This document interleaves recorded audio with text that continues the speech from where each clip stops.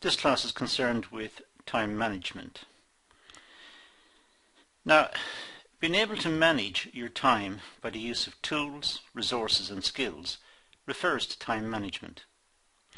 So time management is trying to meet obligations for delivery of particular tasks. Meet the obligations in terms of the timing.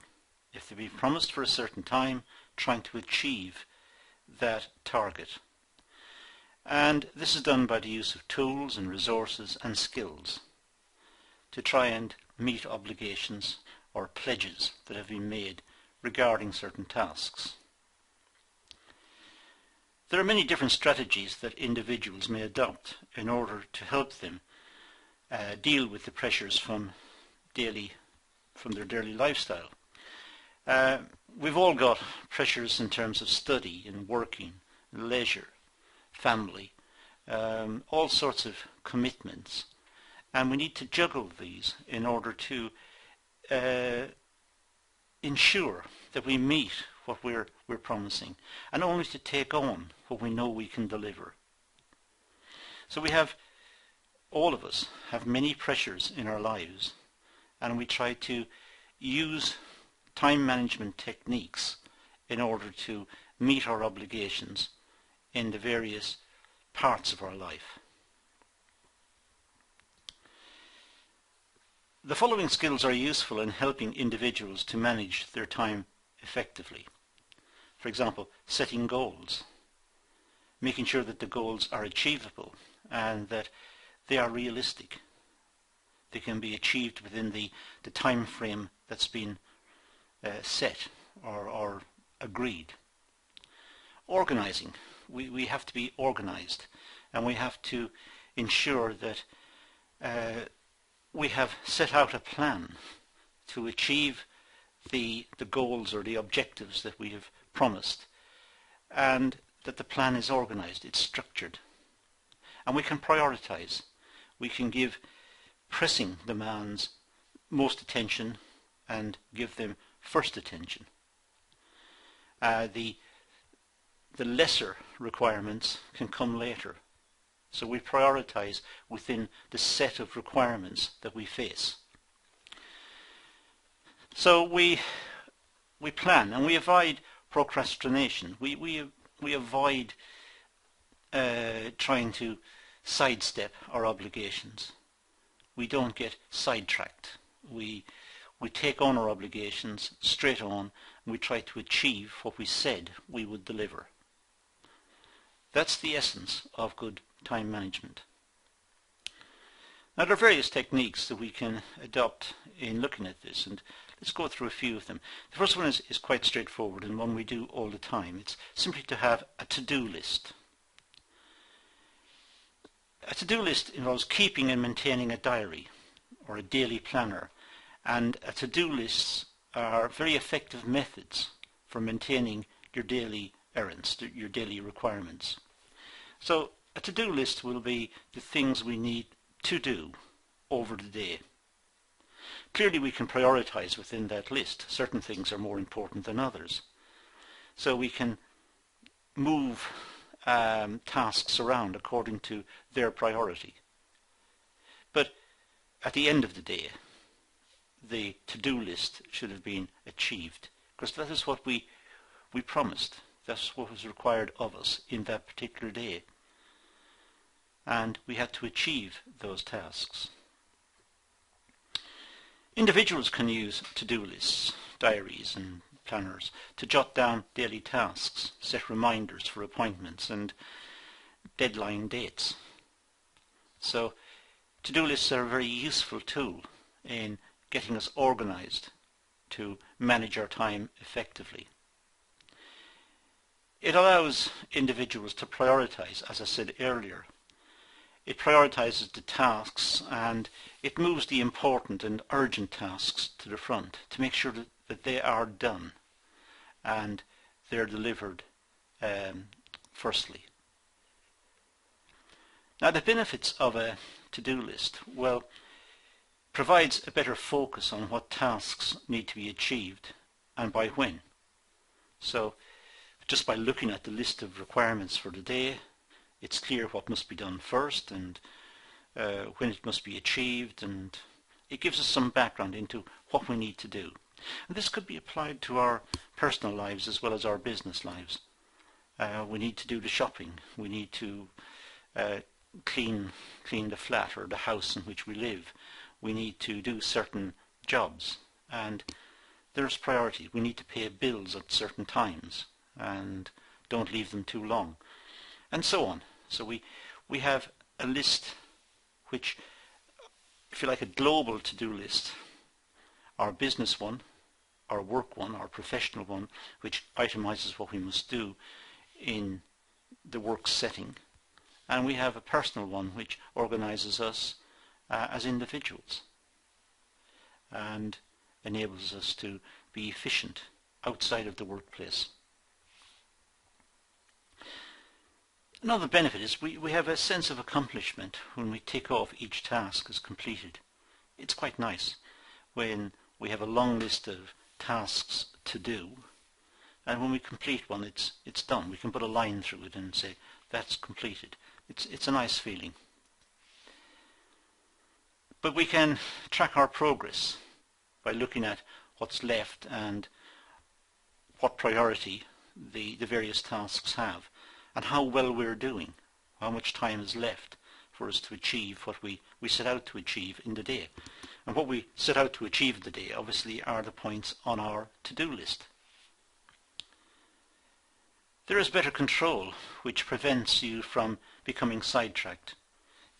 Because we're looking at what has to be done, our to-do list, there's less chance of sidetracking, going off and watching a video, or when you go shopping, going to an area that you hadn't planned to visit in the shop, or in work, spending too much time talking to colleagues when it would be better to focus in on what was required on the list. So to-do lists are good ways in which we can structure and organize our time and manage our time. Now, setting goals. Well, setting yourself goals is a very different method. Keep in mind your goals are SMART. Now, we use this term SMART a lot in business education. It's an anagram. The tasks we take on have to be very specific. They have to be measurable and achievable and so on. So they have to be tasks which are realistic. Now, the SMART anagram is dealt with in many videos throughout the course of classes in this module and in other modules, so I'm not going to go into it here, but setting goals requires tasks to be very specific. It requires the tasks to be measurable. We have to be able to measure them.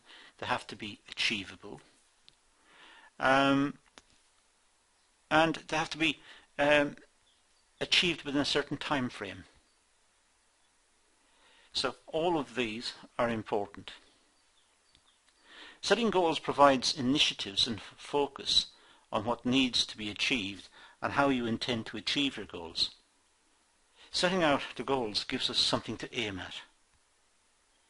If we don't have something to aim at, we can drift. We can drift off course. We can waste time. We can prevaricate. We can spend time doing nothing or wasting time. There's no focus to us. So having a goal means we're moving in a particular direction and we have purpose. Goals can be set using an action plan template where individuals can effectively review and follow their goals. Having an action plan, something which we must achieve. We've set ourselves these targets and we must achieve them. We derive our goals based on that, on this template. And this is what we must achieve. These goals are important. So we focus in on the goals. And when we've achieved our goals, we reward ourselves. Many templates suggest that when you've achieved a goal, you can give yourself half a day off, or you can relax for a couple of hours, or you can treat yourself to looking at something else that otherwise you would not have had the time to do. But once you've achieved your goal, many templates suggest that you have a reward at the end. Some time off, or an extra long coffee break, or whatever it is. You have some reward at the end. Procrastination is the big problem. One of the main reasons individuals struggle to accomplish tasks is due to the fear of the unknown. When we set a task, we're not quite sure what we're going to encounter, what issues we're going to face, what problems we're going to face, and this is when we start to struggle. So it's important to be able to break down the task into smaller subtasks which we know we can achieve. And if we can achieve the subtasks, when we add it all up, we will achieve the main task. Sometimes with procrastination we try to avoid negative response, and we stay clear of the urgent tasks.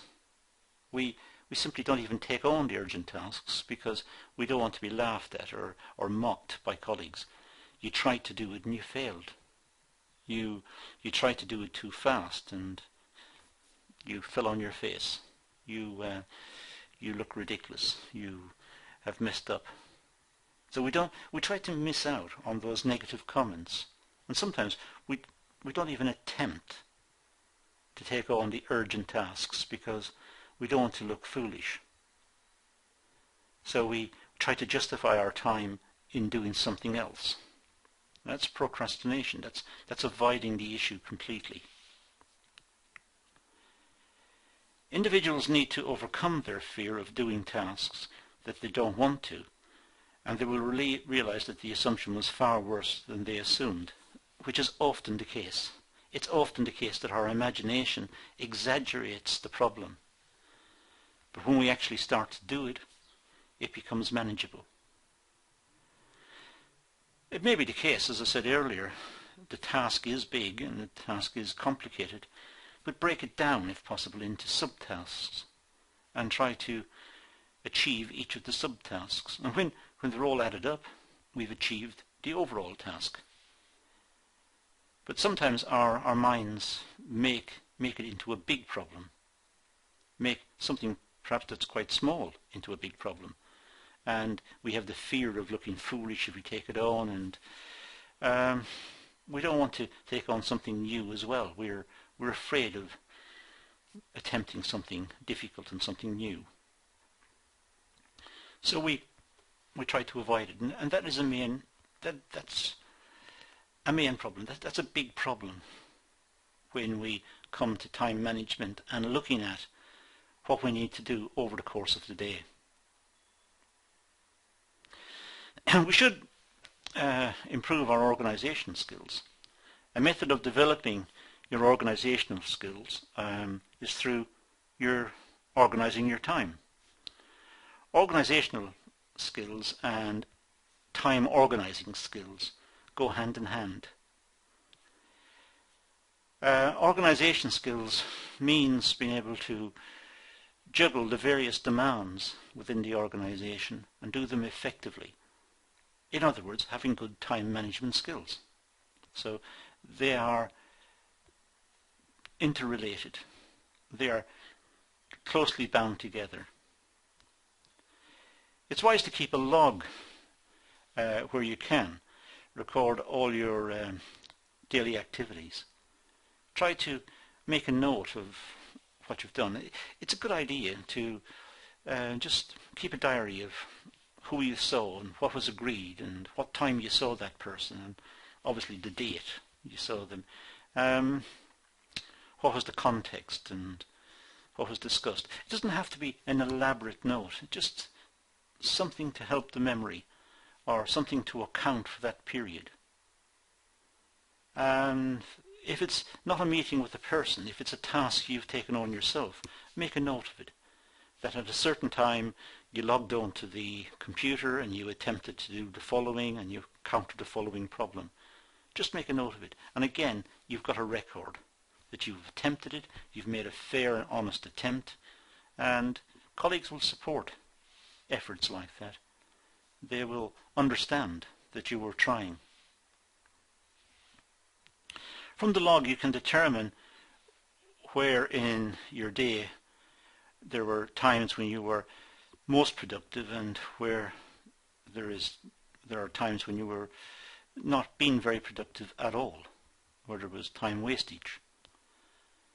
But by looking back on the log, you can see what you've achieved, what tasks you've undertaken, where you've achieved, and where you have not achieved, and perhaps why you haven't achieved, what went wrong, or what issues were encountered, what unexpected issues perhaps arose when you attempted to achieve something.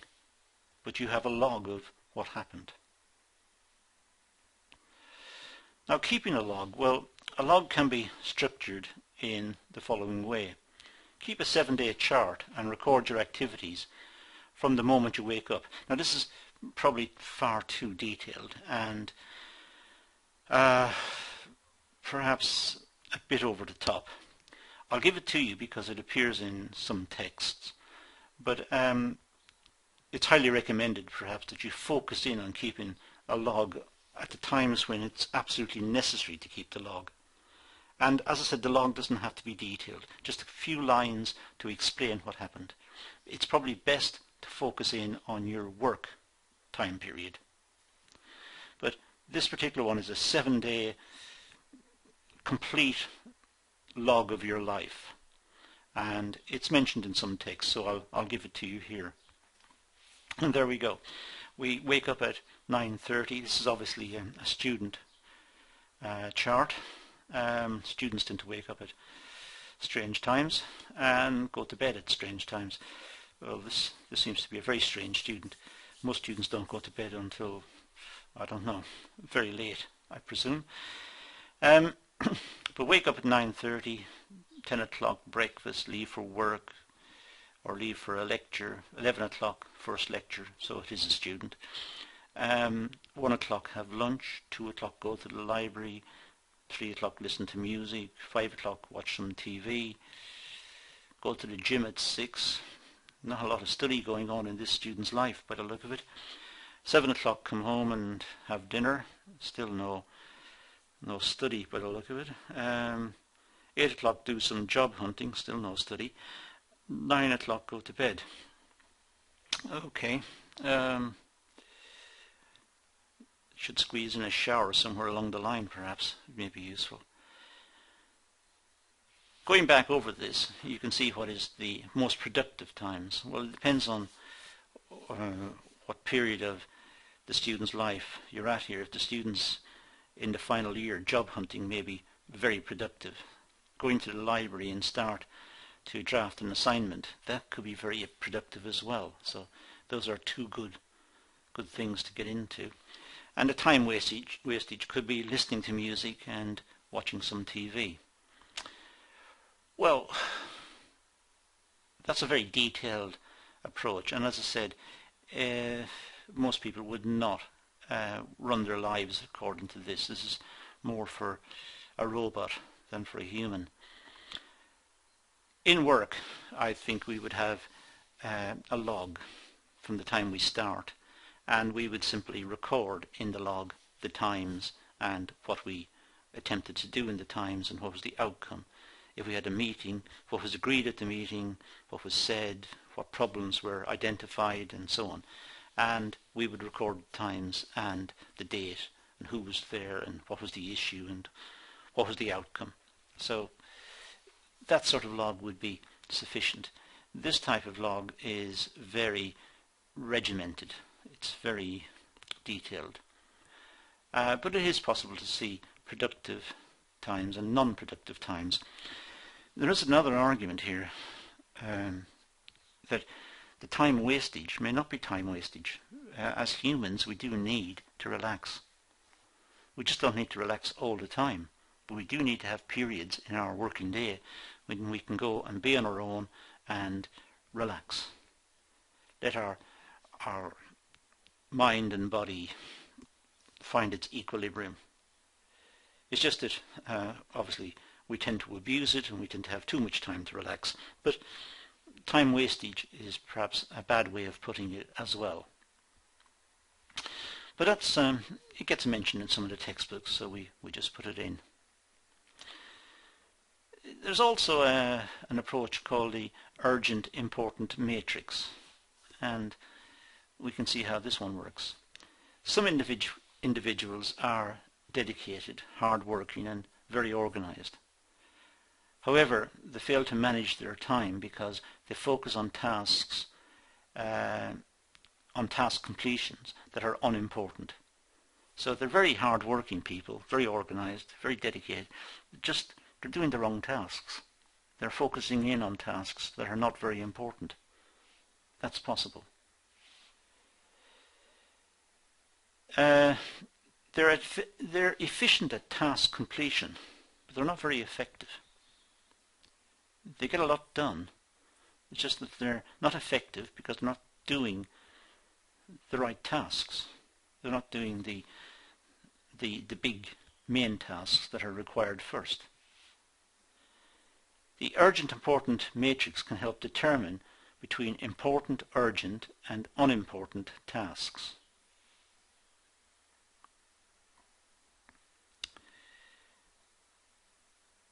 The matrix helps us to be effective as well as efficient. Important that tasks that aim to achieve your goal. It's important to take on the tasks that are most important first, to prioritize, in other words, to deal with the ones which are pressing. And urgent, well, tasks that need immediate attention to avoid any unfavorable consequences. These are the urgent tasks. So if we just plot this, we would have horizontal axis with urgent and not urgent, and vertical axis not important and important. And we could just simply fill it out like that, and into these boxes we can write what's urgent, what's not urgent, what's important and what's not important. So there may be something that is important and urgent, in which case do it right now. It's urgent and it's important. Do it now. It could be urgent and not important. So you could complete it. It's not important, so you could complete it or reject it. It's not important, but it's urgent, but it's just not important. It couldn't perhaps be it's not urgent and it's not important. Well, if it's not urgent and not important, forget it. Don't waste time on it. Or it could be not urgent and important. So it's important, so it must be done sometime, but it's just not urgent, so it must be planned to do it later. So these are various approaches to time management. Of these techniques, the to-do list is probably one of the better ones. It doesn't have to be very sophisticated and very detailed. We are human beings, after all. But it's just keep a note of what you did.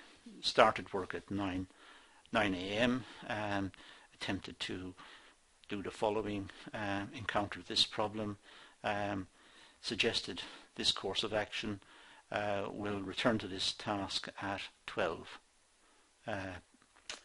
a.m. or 12 p.m. Later, and had a meeting with so-and-so. It was agreed to do this. This is what has already been completed. The following tasks are urgent and need to be completed today. So we'll return to these at 1 p.m. And out of this, a schedule for the day's activities is being developed, and it'll enable you to focus on what is required. The matrix at the end is an interesting approach, simply filling out these boxes writing into the boxes what's important, what's urgent, what's not urgent, and so on. That's good as well. It's an approach and can be used. That's all I'm going to do on this session of time management. So I'm going to leave it at that and say thank you for watching.